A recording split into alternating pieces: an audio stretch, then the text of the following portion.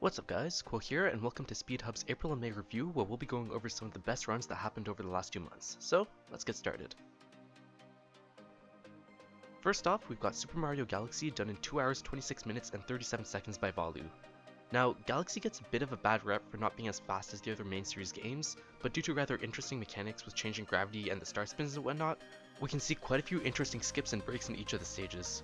Luigi is significantly faster, mostly due to his hard jumps that allows for even more cool strats.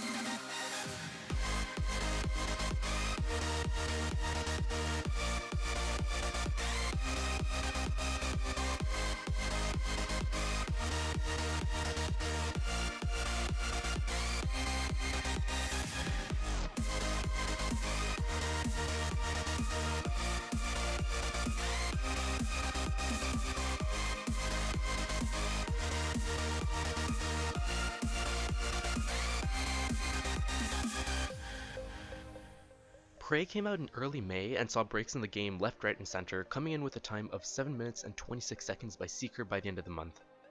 Thanks to its Metroidvania genre and the ability to clip through walls at pretty much any given point with the help of the glue gun and other objects, runs are able to make very quick work of the game.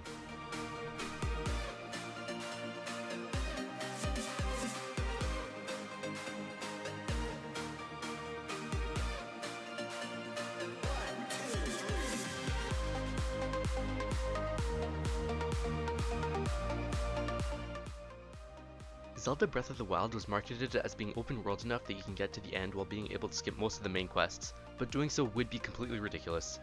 Of course, that being the fastest way to beat the game makes very little choice for the any percent, and Icatrix ended the game in just under 40 minutes.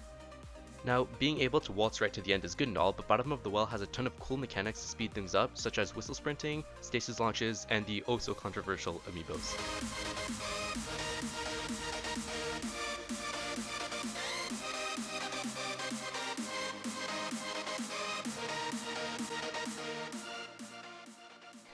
Last relatively new game we'll be covering today, Yooka-Laylee was completed on PC in 30 minutes and 47 seconds by Carter Freak.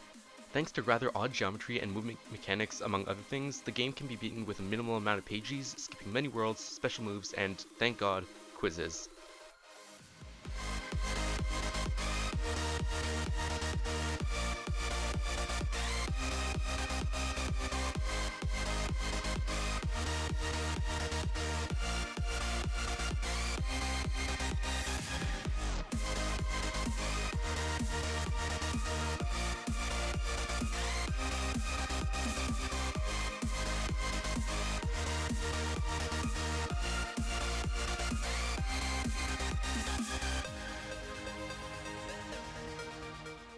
If that wasn't enough, this game was also released on console, and because Unity is such an excellent engine, you can basically clip through any wall, changing the run entirely and letting CG Badass complete the game in 28 minutes and 10 seconds.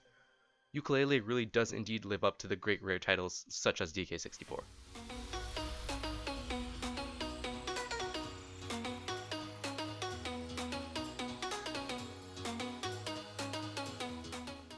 Oracle of Seasons recently got itself a pretty new and neat skip in one of the later dungeons, letting Z-Master complete the game in 1 hour 43 minutes and 11 seconds. Despite not being as much of a celebrated game or speedrun, Oracle of Seasons does have some pretty fascinating fights, and many rooms are extremely well executed in terms of both strats and skill.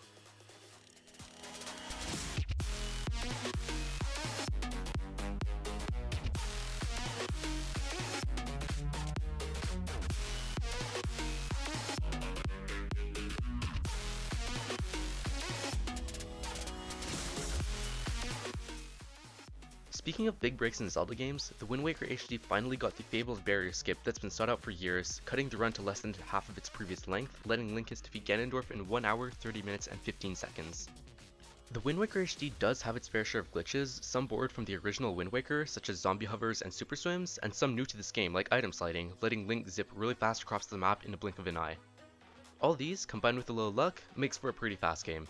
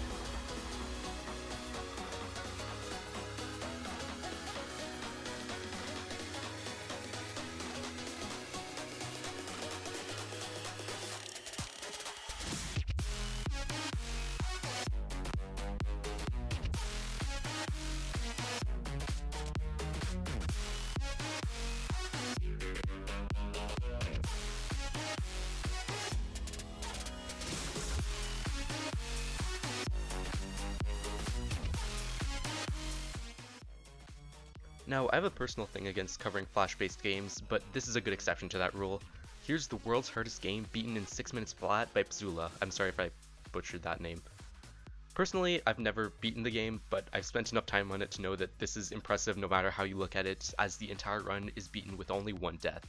If you enjoy very simple games taken to an inhuman limit, check this out real quick.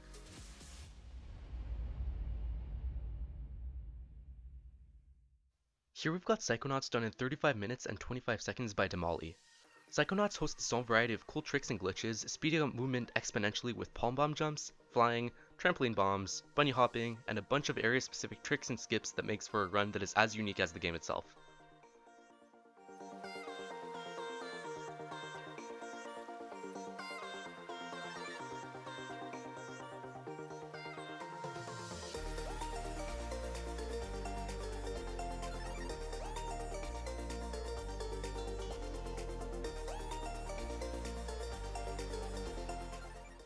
Sonic Generations is a bit unique in the sense that it covers both 2D and 3D games sort of mishmashed into one, and creates for a very diverse run.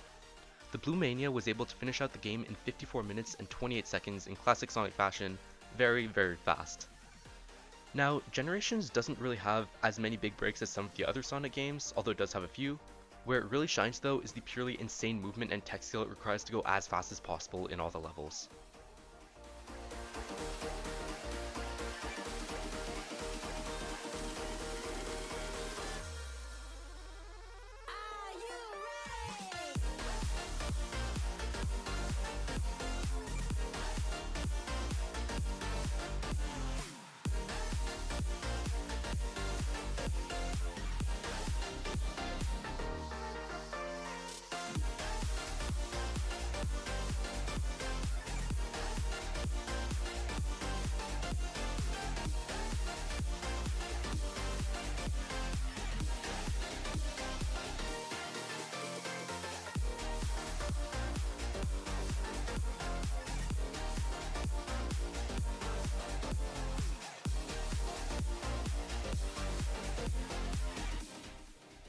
This last one should come to a surprise to absolutely no one. The first time Super Mario 64 was beaten in under 100 minutes was finally achieved by Cheese05 in 1 hour, 39 minutes, and 57 seconds.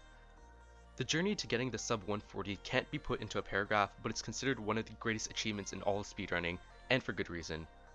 Looking back 2 or so years, and no one would even dare to think that this time was ever going to be achieved, but with enough time and dedication, Cheese has pretty convincingly put a rest to that thought.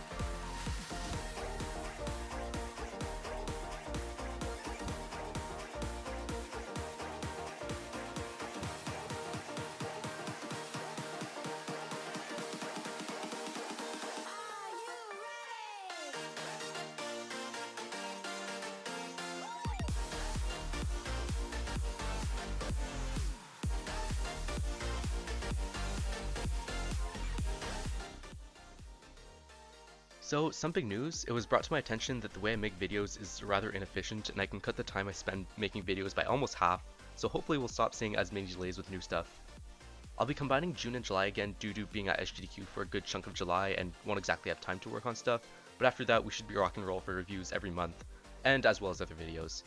So as always, thank you all for watching, and be on the lookout for the next one.